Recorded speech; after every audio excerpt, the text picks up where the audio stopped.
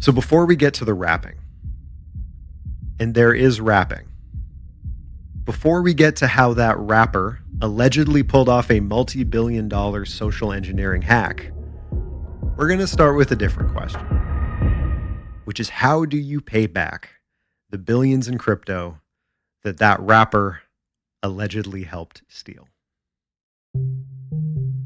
Earlier this year, the Department of Justice seized a few $1 billion in stolen crypto from a 2016 heist of the troubled Bitcoin exchange Bitfinex. Back in August 2nd of 2016, about 120,000 Bitcoin, then worth a paltry $60 million, was stolen. And for the victims of that hack, the DOJ seizing the now $3 billion worth of Bitcoin was, it seems like great news, right? Everyone's going to get their money back. But now, those victims are wrapped in a new battle, not with the original hackers, but with Bitfinex. Is it a rap battle? It's a rap battle, Scott. Okay. We're doing rap battles this episode. Hell yeah. Hell yeah. I got bars, Jordan. Let's go. You got bars? You got bars for me, dude? Oh, man. Let's see if you've got these. Let's see if your bars rise to the level of the bars in this story. In a public statement, Bitfinex has intuitively stated that they want the Department of Justice to give them back these stolen Bitcoins, the specific coins, saying, quote, Bitfinex will work with the DOJ and follow appropriate legal processes to establish our rights to a return of the stolen Bitcoin. But importantly, for those people whose money was stolen, Bitfinex believes they've already paid these customers back. And whether or not you agree with them is tricky, because Bitfinex did pay them back in a token that they issued. It was redeemable for money, but whose value tanked immediately after issuing. It's like a very sloppy crypto drama.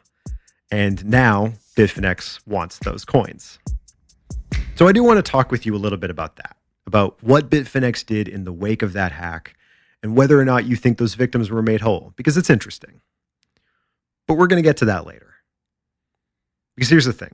You and I don't normally talk about crypto hacks, right? Because there's just so many of them. So many. And at a certain point, what's even left to say? If we covered them all, it would eat this show. If you mess with the bull, you get the horns. I think that's what's left to say. And I feel like there's a lot of people out there that wish that crypto was a bull in the investor sense, but it turns out it's just a wild animal. And when I read about this one, I found the nitty-gritty details of paying back the seized crypto interesting, but maybe not enough for us to spend a whole episode talking about it. But then I asked the question, if Bitfinex seized the crypto, they must know who the hackers are, right? Which brought me to the wrapping. Razzle Khan, the first up you better win. Come real far, but don't know where I'm headed. Motherfucking Crocodile of Wall Street. Silver on my fingers and boots on my feet. Okay, I lied. I can't watch any more of this. You're not into it? It's not going on heavy rotation? My musical senses have been offended enough for the week. Those bars are brought to you by Heather Morgan, a.k.a. Razzle Khan, who along with her partner Ilya Lichtenstein, a.k.a. Dutch, have been charged in relation to this hack, this multi-billion-dollar hack. And this story, the story of Razzle Khan and Dutch, is not untold by any means. Depending on when folks are listening to this, the creators of Tiger King either are going to or already have released what I'm sure is going to be the next big, Netflix doc series about it. There's a scripted version in development over at Hulu. It's a whole thing. It seems very Tiger King just from the 34 seconds of this video that I watched. Contained in that 34 seconds is a whole Tiger King. I get real strong, Tiger King vibes. I could see this being a very successful media property. I think it's going to do well. And you and I have not talked about it, Scott, so we're gonna. I'm taking bets on what the still untitled doc series is going to be called, but I'm going to put my money on a line from this track of Razzle Khan's. Motherfucking Crocodile of Wall Street. This is the Crocodile of Wall Street, here on Hacked.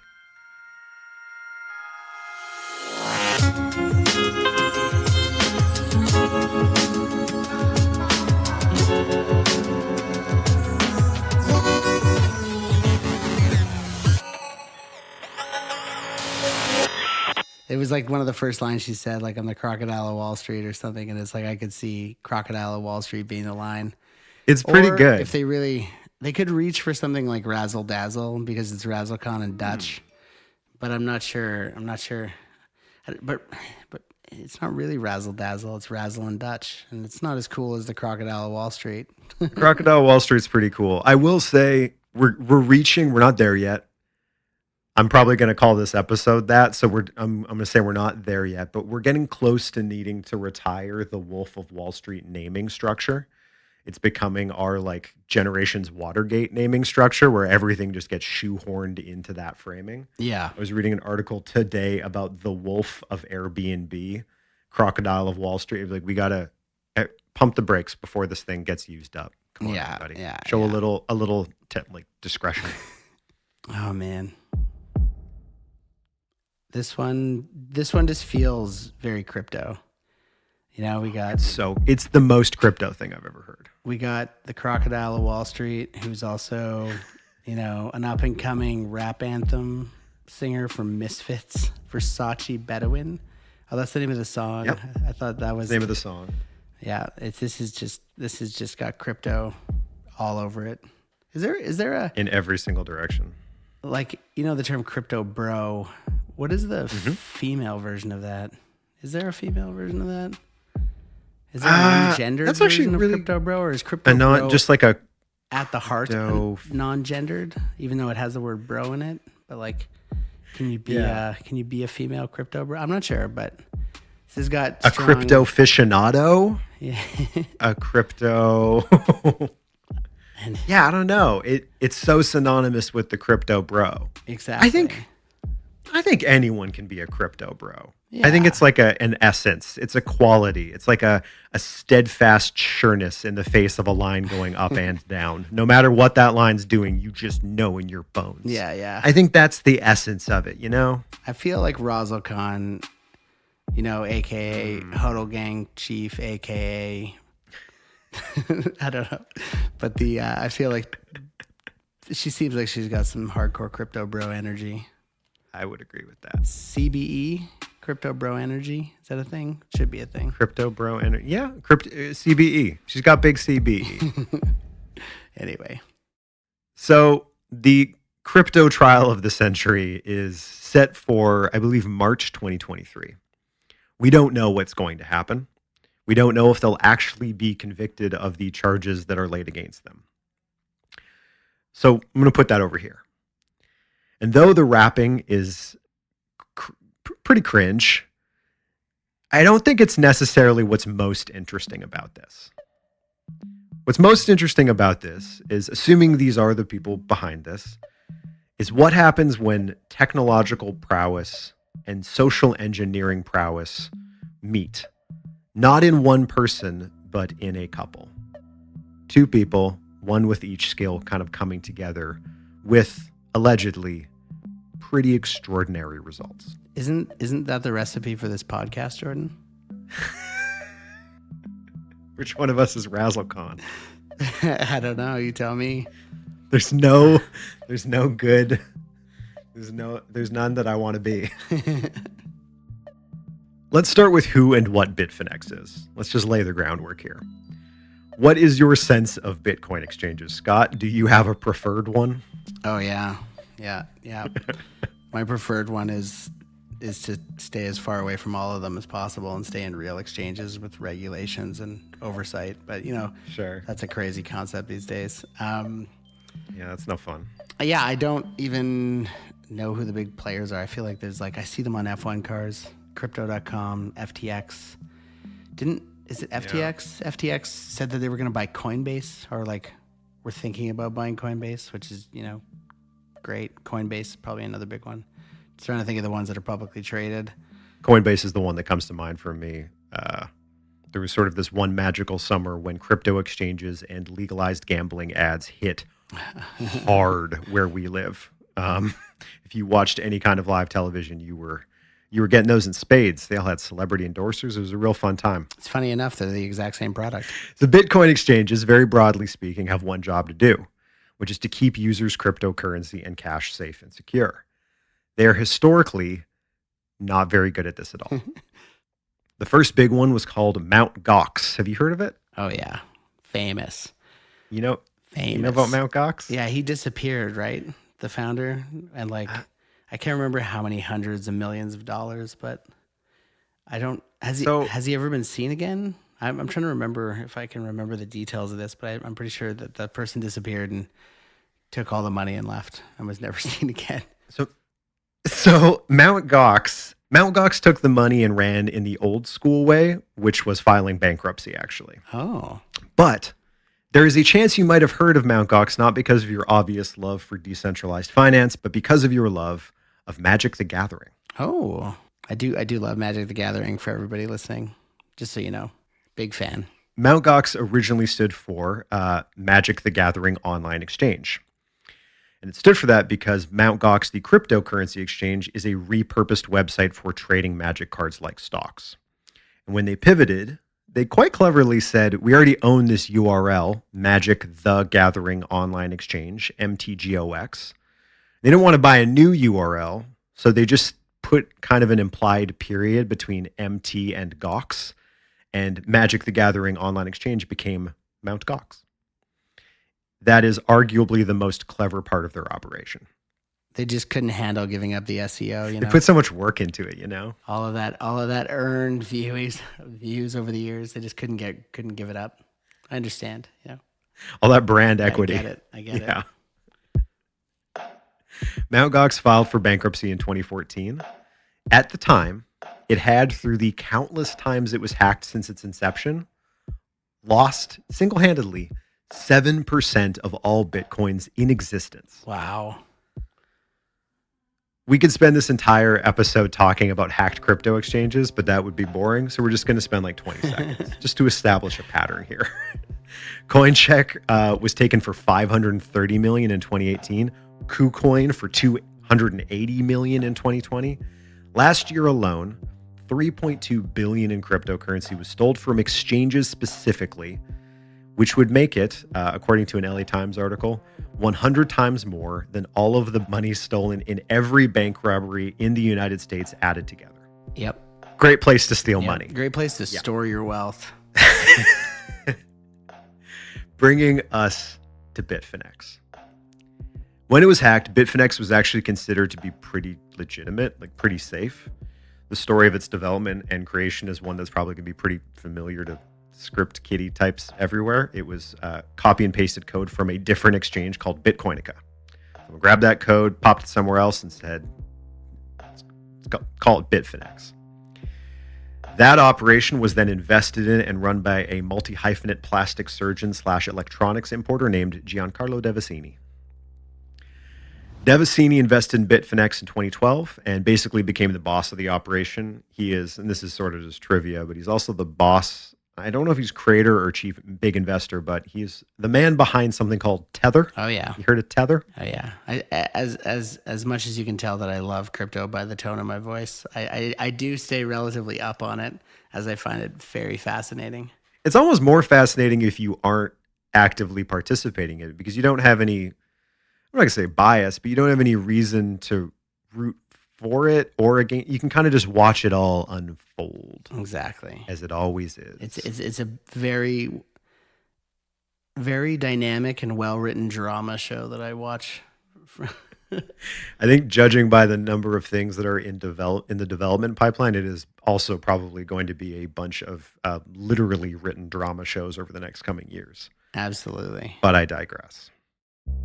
Tether, Giancarlo Devasini's other large crypto project, is a stablecoin that is supposed to be backed 1-to-1 with the US dollar, but has been fined by US regulators for lying about the $67 billion in assets that they would have needed to have to make that true. A fact that we will consider foreshadowing. So, let's get into the hack itself. Bitfinex had set up this new security system after it lost about $400,000 in a different crypto hack a few years ago. The way most other exchanges at the time worked was something called cold storage. Generally, they would mix users' coins together and store the private keys on computers that weren't connected to the internet. Bitfinex, alternatively, used this piece of software from a San Francisco-based company piece of software called BitGo. And their new system that was supposed to keep Bitfinex secure and make it the safest place to store your crypto was that each user's balance was kept on a separate address on the blockchain, allowing customers to actually see where on the chain their money was. On the security side of things, to keep things fast, BitGo was programmed to automatically approve transfers underneath a certain limit. To do a big transfer, the kind of transfer someone might do in a hack, it required a Bitfinex executive to manually sign off. The idea here is if Bitfinex did get hacked, the thieves wouldn't be able to steal more than a little bit of crypto. So far, so good. But in what would prove to be kind of the big vulnerability, that threshold that distinguishes a small automatic transaction from one requiring that executive approval, that limit could be changed with a command sent by someone with executive electronic credentials. Beautiful. It's incredible. Though we don't know the exact social engineering tactic used, the hackers were able to get a remote access Trojan, which we've talked about, onto the computers of someone on the Bitfinex executive team. Remote access Trojan, for anyone who doesn't know, essentially lets you operate an infected computer as though you're sitting at it. With those credentials, they were able to do two important things. First, they got access to all the private keys, the cryptographic passwords that would allow them to unlock the coins and move them. But the coins were still trapped inside the system because of that threshold. But with this access, they were able to change the automatic transfer limit that distinguished a transaction that needed approval versus one that didn't. And then they got to work draining this whole thing. I love that the main barrier was like changing a value in an INI file. 100%. Being like, the config file says that the limit is like, 10,000 USD, but let's just change it to like $1 billion USD and forget that it exists.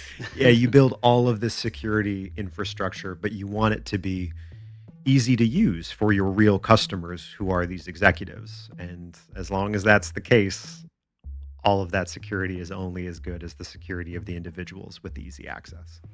Hey, we've said it before on the show, convenience is the counterpart. It is the reason for insecurity lots of the times.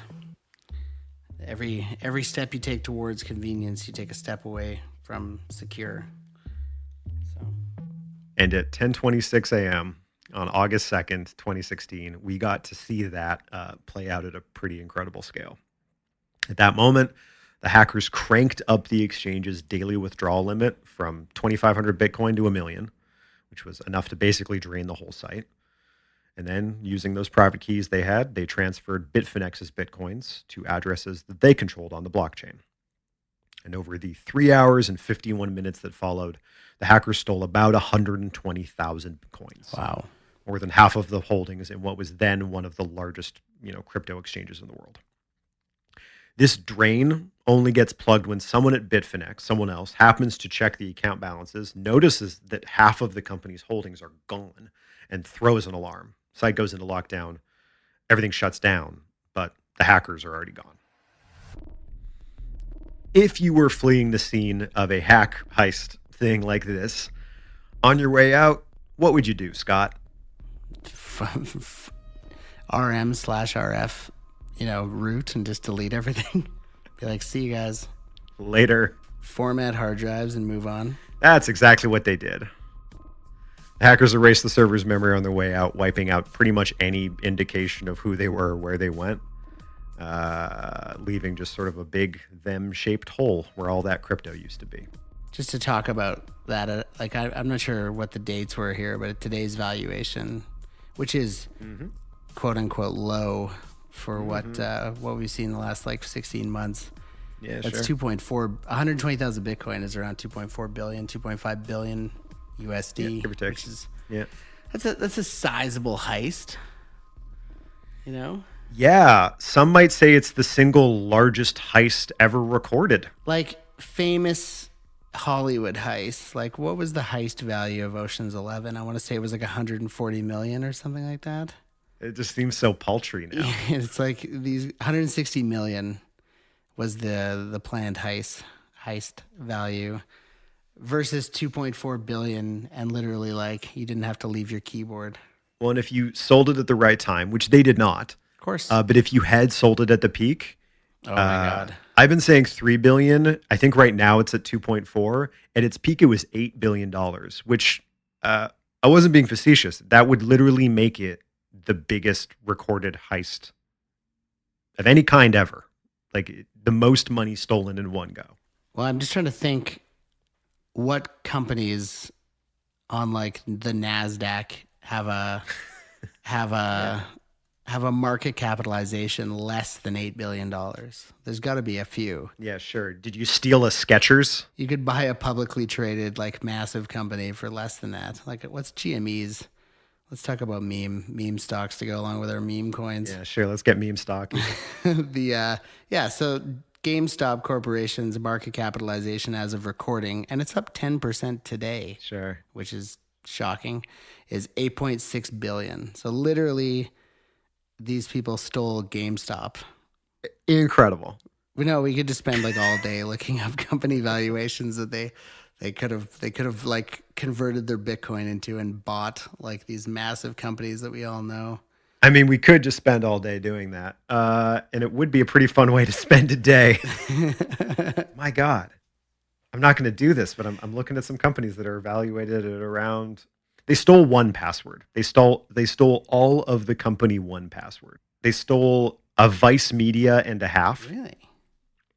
Elon Musk's Boring Company. They stole that with plenty of change left over.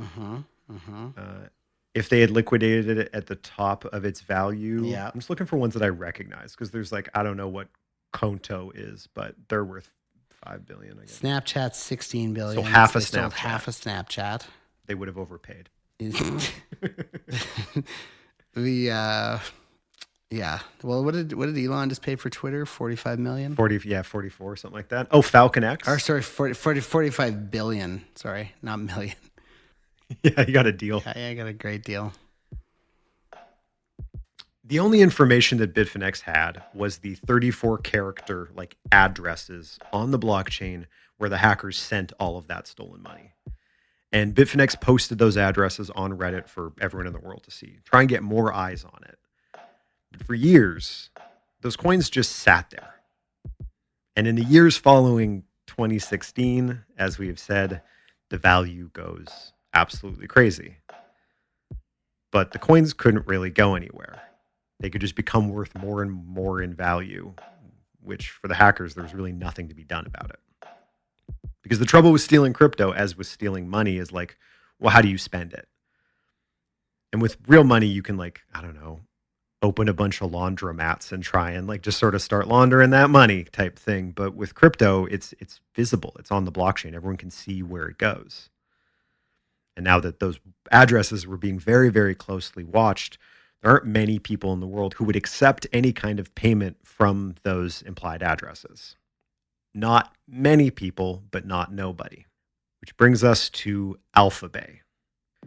Alphabay is a dark web market. We've talked about them on the show before. Kind of place where you can buy drugs, stolen credit cards, where you can get scammed trying to hire an assassin. We got a whole episode about that. And on its website, Alphabay said that it wanted to be the largest eBay-style underworld marketplace. On January 2017, about $22,000 worth of the hacked Bitcoins from those addresses were moved over to Alphabay in a bunch of teeny tiny little transactions. And all the Bitcoins that are getting sent to Alphabay are then mixed together, making them harder to connect to wherever they'd come from, and then could be sent off to some new address. Essentially, Alphabay was acting as like a laundering service, sort of a Bitcoin tumbler. Sure. Meaning that if a user withdrew their funds from a new address, their Bitcoins could be traced only as far back as Alphabay. And while the big exchanges are unwilling to accept Bitcoins that had come from addresses associated from the hack, some of the smaller exchanges would take coins that came from accounts associated with a dark web drug den. It's just a little bit easier to get that money back out. So the crypto goes into Alphabay, and then those hacked Bitcoins, kind of freshly cleaned, starts getting sent off to different crypto exchanges. It makes sense so far? Yeah, well, I know there's like a whole industry of crypto laundry, like mixing services or tumblers, I think they're called. Yeah. I don't know. Alphabay was acting as one of those. Gotcha. So they were taking payments and then tumbling them and then passing them out to the people who on the other side of the transaction, I'm assuming. Exactly. And they get sent off to some crypto exchange that would accept the payment from Alphabay, where they could then get sent off to some increasingly, legitimate crypto exchange. What it looks like was happening was the hackers were trying to figure out a pipeline for laundering all this money. Yeah, like if I wanted, like that's the classic, like, I open a laundromat or a nail salon or a cash business and I, book more revenue than I actually made and like use that cash as part of that revenue to clean it and launder it for myself. I'm assuming whoever stole the money set up accounts on Alphabay and then sold to themselves just to launder the money out the back door. Exactly. Smart. Bingo. Yeah. But not perfect. Because say this person is trying to get the laundered crypto out of Alphabay into a legitimate exchange. Even if they bounce it around a couple times, the end goal is to get it somewhere where they can actually use it and presumably live off it. Wherever that sequence ends, the legitimate exchange on the far receiving end, to be legitimate would need their real name and information for tax purposes. That's where this all terminates, basically. Just going to make a prediction. Yeah. That their greed is what costs them here. I'm assuming they tried to get all of the money or most of it to themselves. Where, like, to me, the real mixing service is you buy everything from everybody on Alphabay with this money and you get yourself out a few $100 million. Instead of being like, I'm going to transfer all $8 billion to myself and then try and move that out. Like, of course they're going to see that. But if you tumble it, just giving it out to everybody, then how are they ever going to, there's going to be no way to trace it back to you. Or like, not no way, but like very substantially less significant ways to trace it back to you. Yeah. So I'm assuming greed is what gets them here. But so prove me wrong or prove me right. There would be one way. There would be one way with even a tiny little transaction, you could work it back. It's just extraordinarily convoluted and difficult. If you paid it out to hundreds of vendors, there would be nothing suspicious about any one of those single vendors unless you made it suspicious. Like if you gave $100 to 700 vendors and then $7 billion to one vendor, obviously that's you. But like if you were to try and take out, maybe you pick 50 vendors and you give all 8 billion to 50 people, knowing that you're only going to get only going to get 1/50th of it, but at least you're going to get some of it. Yeah, you would. But to even build out that system, you got to do this little test, right? This little teeny tiny $22,000 test where you send some money to Alphabay and then Alphabay tumbles it and sends it off to some new address. And even if you bounce it around, you need to just make sure that that works, right? Of course. Of course. Before you could do any of these other plans. But what that means is that Alphabay knows where the crypto came from, which is the stolen addresses, and it knows where it's sent off to. Which means that Alphabay doesn't know who you are, but they know where those illegitimate coins ended up in a presumably legitimate address. Of course. That you had to sign up for using your real identity to make it legitimate. Alphabay doesn't know who you are. They only know where it's sent. But in that, between the legitimate exchange knowing who you are and Alphabay knowing what legitimate address it was sent to, there theoretically is a vulnerability. Someone with enough time and resources could connect that account to you using a court order, and then all they would have to do is, I don't know, do a raid on the complex in Thailand where the guy who runs Alphabay lives, get his computer, and figure out your identity. Hypothetically. Hypothetically. This is a very hypothetical vulnerability that's contingent on the person, username Alpha02, who runs Alphabay, getting caught. Let's just hang there for a second. You're Alpha02, put yourself in this person's shoes. Yeah. You own a seedy darknet marketplace Sure. that has replaced previous seedy darknet The seediest. marketplaces when they've been shut down. Yeah. What do you do if somebody transfers $8 billion worth of crypto into your Ooh, accounts? fun question. I assume you just steal it because everybody else is doing it. So why wouldn't you do it? Yeah, what do you care about repeat business when someone just sent you 8 billion anything? Like, I don't need you to come Exactly. back to this. I don't need anything ever again. I have $8 billion. Yeah, Alphabay is down. Goodbye. Best of luck in the future. Have fun absconding to a new country. Exactly. We have no evidence that 8 billion was ever transferred. This all hinges on the $22,000 test that was run. Right. Because if you're following the money on the blockchain, you can see it go into Alphabay and you go, well, Alphabay must know where that goes next. So if we're trying to follow it, that's the next breadcrumb. The breadcrumb's name is Alpha 02, a 25-year-old Canadian named Alexander Casas. And Alexander had moved to Thailand and bought, in I don't know what order, a bunch of houses, a Lamborghini, and a Porsche with all of his dark web profits. Not the most original, but on some early messages, way back when he started Alphabay, he used an email address years and years prior. pimp_alex_91 at hotmail.com. Beauty. Tragically, Pimp Alex 91 had also used his real name when signing up for that email address. So, on July 5th, 2017, the investigators kicked off Operation Bayonet. The Royal Thai police drove a car through the front of the gate of the giant compound in Bangkok where Casas was living. He was lured outside by the sound of a car crashing through his house. And while the cops grabbed him, agents inside found a laptop, which was open and logged into his admin portal on Alphabay. That back end contained the addresses where he had sent the Bitfinex hackers laundered funds, which was run by a legitimate crypto exchange, which meant that the identity of the hacker, allegedly, was now just a court order away. And so, this sort of unfolded over years and years and years.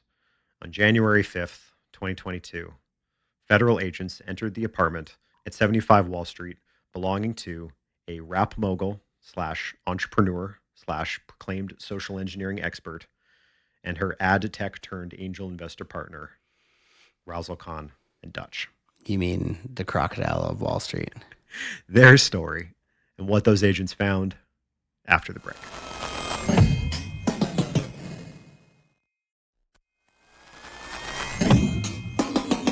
Razzle dazzle. On Dutch. Ilya Dutch, Liechtenstein, and Heather Razzle Khan Morgan.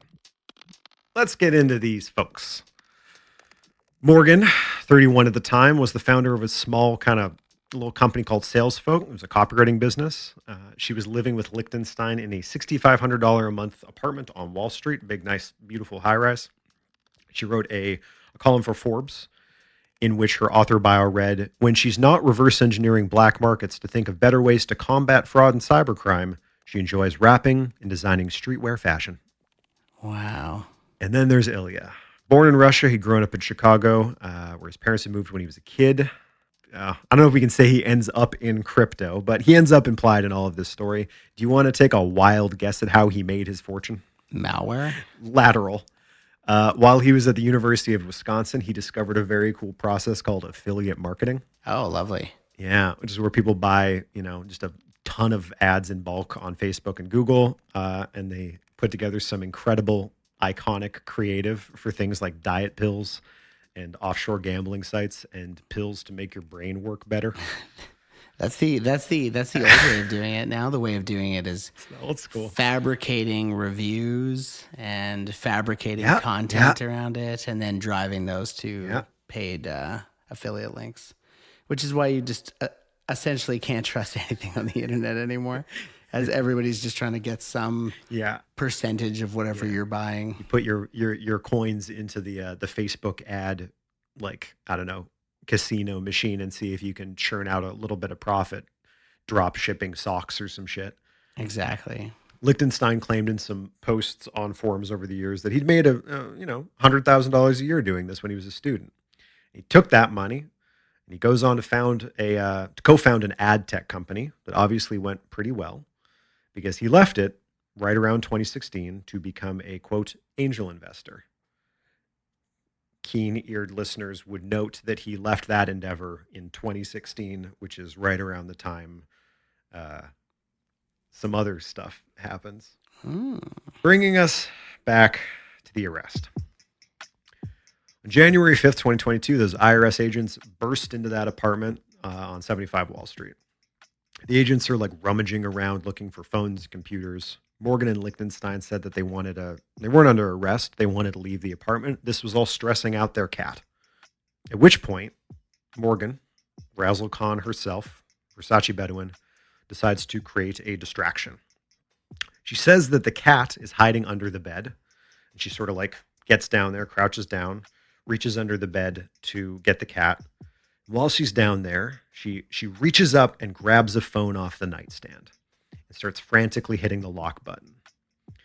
One of the agents rips it out of her hand and they grab her. And then they look under the bed. They find a plastic bin. You want to guess what was inside that plastic bin? Not a cat?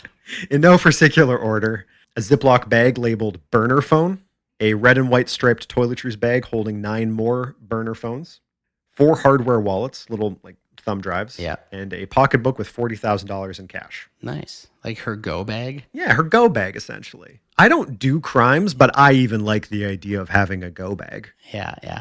I don't begrudge someone for having one of those. Over in Liechtenstein's office, they found 2 books that had been like, this is old school, hollowed out to create like a little secret chamber cavity type thing. Beautiful. It contained, I think, a couple more of those little thumb drives. Hardware wallets. But while this is all going on, Morgan and Liechtenstein had a brief conversation in Russian, which Morgan had been learning. None of the agents spoke Russian. We will never know what was said between the two of them. But after that initial search of their electronic devices, the agents hadn't found the private keys to all those stolen Bitcoins. So while a bag of burner phones and hardware wallets, while this is all incredibly incriminating, it is not enough to arrest someone. It's not illegal to have a go bag. So they leave. 5 days after that search, Morgan puts out a new song. It's called Moon and Stars. Got Moon and stars, too cool for Mars. kind of spooky organs and it's a bop. Maybe we'll play it in the background here. And in the song, she kind of just raps about her relationship with Liechtenstein. It's quite complimentary, but she says a couple lines in it that are pretty interesting. She talks about not wanting to have a regular job, talks about taking risks to feel alive, talks about how you should never forget an exit plan. She says she's going to be with Liechtenstein till the end. Maggots in a trash can. Don't forget an exit plan. Gators, guns, and hogs. At Six Flags. Sister sharing pants and bags. Make sure internet never lags. Teach you about She puts out that song. But the agents has also gotten warrants to search Liechtenstein's cloud storage account. And in one of those, they found a bunch of stuff. They found a bunch of fake IDs, both male and female. They found notes kind of suggesting that the couple had traveled to Kiev in 2019 to buy debit cards under some pseudonyms. And it really started to look to the agents as though Razzle Khan and Dutch had been sort of getting ready for that exit plan that she's rapping about in that song. The go bag day. The go bag day. On January 31st, they managed to bust through the encryption on one of Liechtenstein's files, and they find the smoking gun. The private keys to nearly 2,000 Bitcoin addresses tied to the original Bitfinex hack. They discover in his cloud files, at the time, $3 billion worth of Bitcoin. The same coin stolen in the heist. That's a hard day. That's a hard day for old Dutchy. When the FBI finally cracks the encryption, your passcode on something, and finds out that you've got $3 billion rotting in a on the blockchain. That must have been a weird week, because on one hand you've been raided by the department, like by the FBI, but on the other hand they couldn't find anything, and you're kind of just wondering if the encryption's going to hold at that point. Yeah. We don't really know how they busted it open, but you got to wonder if they're sitting there thinking maybe we're going to get away with this. Maybe the spotlight will be off us long enough that we can get on a plane and pull off this escape plan that we've cooked up. They're probably pretty hopeful in that week. I assume the second the FBI comes through the door, Sure. even though they don't have enough to arrest you in that moment, Yeah. it's go bag time. Like if It's go bag time. like I don't even know why you'd stay a week. Like it would be and release another song. Like it seems like you should just be go bagging, you know? Always be go bagging. Always be go bagging. Always be closing, ABC. Yeah, exactly. Always be go bagging, Yeah, ABGB. I'm pretty shocked, and we'll get back to the story, but like, I'm pretty floored that by 2022 they hadn't left. There was such a big window of time when they were, and we'll learn a little bit more about what they did to like allegedly prepare this escape hatch, but it took a really long time, planning their exit. Like 4 years, I think, at my count. Wow. It's just not how you go bag, man. You need to be ready to go. But what's the TV show where the guy go bags and he like punches a wall in like his office and This is my favorite clip. pulls a go bag? That's Parks and Recreation. Yeah, that's what it was. You just Everyone go watch that. we should definitely. That's a great clip. He just like walks into a room, punches a hole in the wall, pulls a bag out, and like runs out or something. I think the full context is someone tells him his ex-wife is coming. He sprints out of his chair, rips a doorknob off, uses it to punch. He punches a hole in the wall with the doorknob so he can stand on it, reaches up, punches a hole, grabs the go bag out of a thing, and then sprints off down the hallway. And I don't know if it's like a one shot or it just happens really fast. Yes, But it is that scene. Go watch that scene. Parks and Rec. Go watch it. It's worth it. And if you're ever stealing somewhere between $60 million and $8 billion on cryptocurrency, have that bag ready to go day one. Just have it ready. Have it sitting by the door. Oh my God, we got the money. Book it.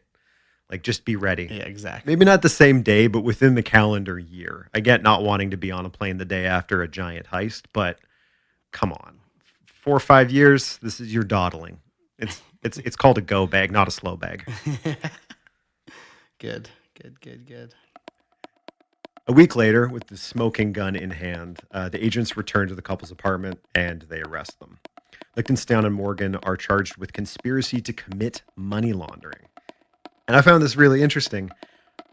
The charge actually has to do with the fact that they lied to the exchanges to move the funds. The charges regarding the actual hack haven't been proven yet because the data was deleted on the way out. It might never actually be. They did commit money laundering, allegedly, and that's what they've been charged with.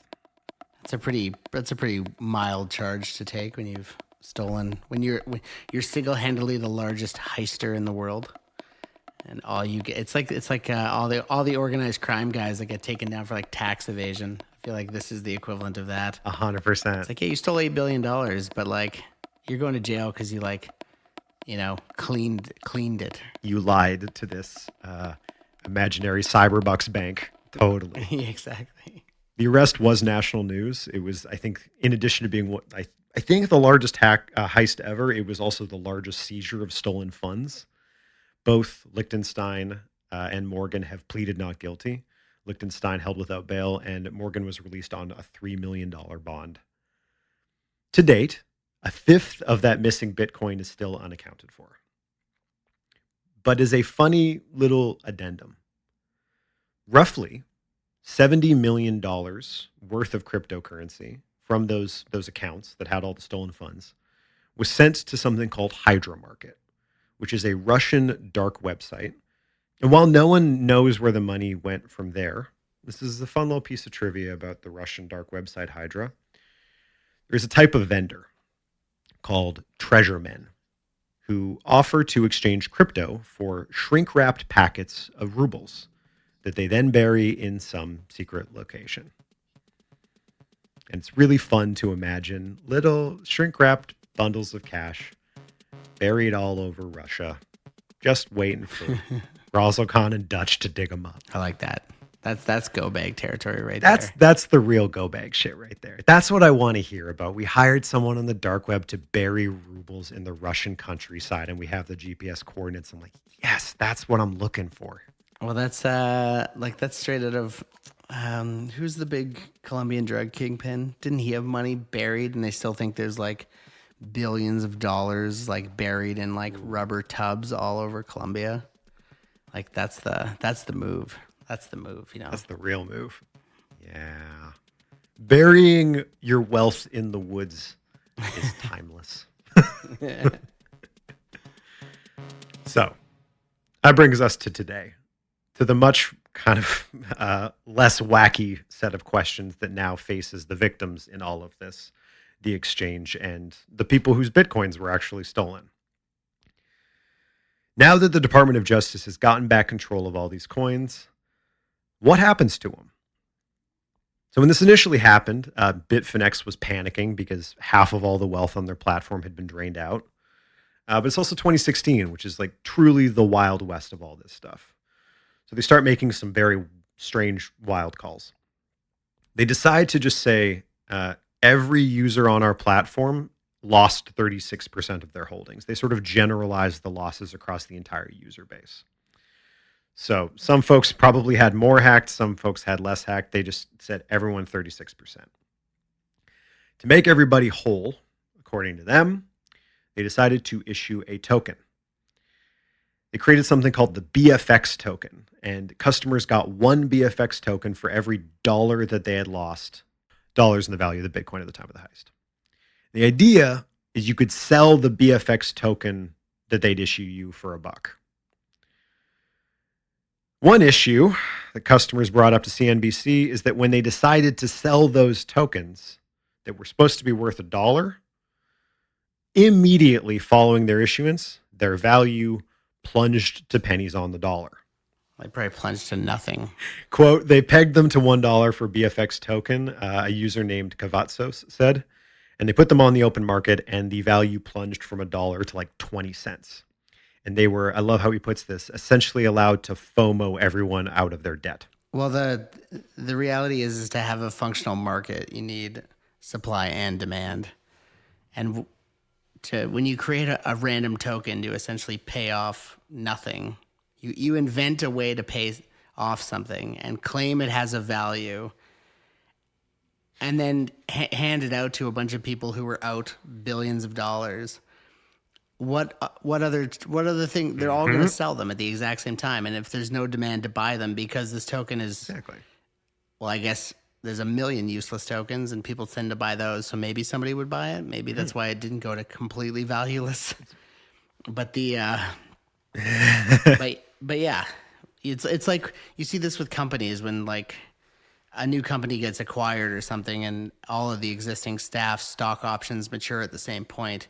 Those maturity deadlines, you see the selling volume go way up because all of these people are liquidating the capital that they've been kind of accruing and unable to sell.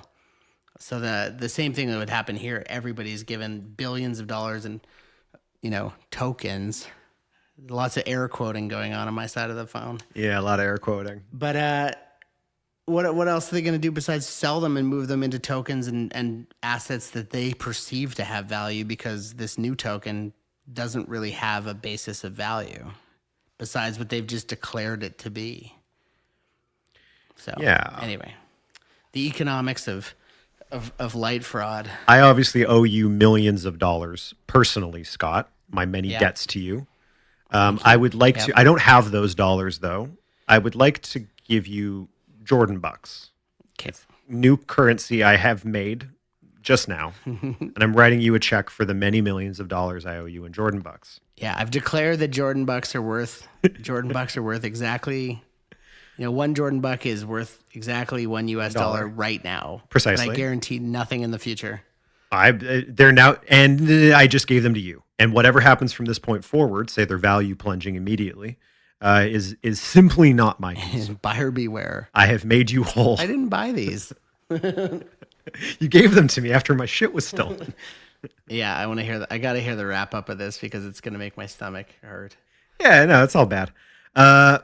Rafael Bielenia, who had 91 Bitcoins on the platform at the time of the heist, said, quote, I sold those tokens as fast as possible and immediately when they became available, and I only got about 25% of their original value. There was no point in time that they refunded me, not in dollar terms and not in Bitcoin terms.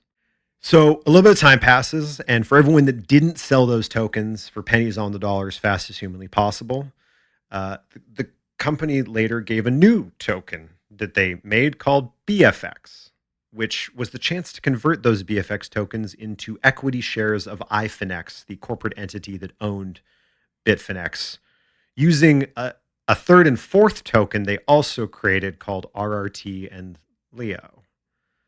So I think that puts us at, they issued 5 tokens, none of which represented the dollar value of the original cryptocurrency. This is just a teardown of the entire crypto space because you're just showing that these tokens take nothing to create and the only value they have is perceived value. The wild part, Scott, is I didn't even set out to do that.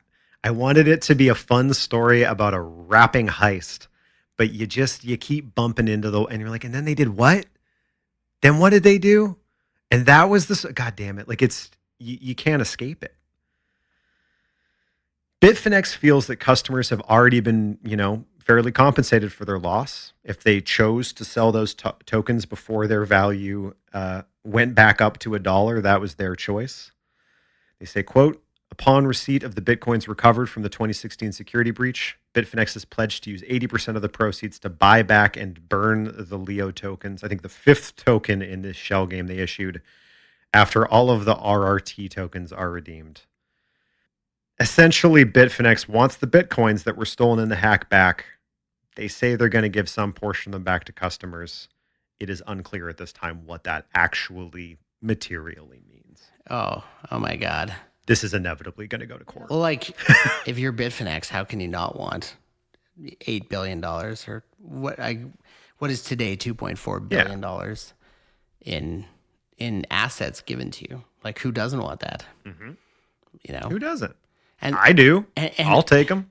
And in the completely unregulated world, you can say, in air quotes, we've made everybody whole from this, and therefore the assets have just been returned to us. But you've been made whole, so. It's like similar to an insurance payout.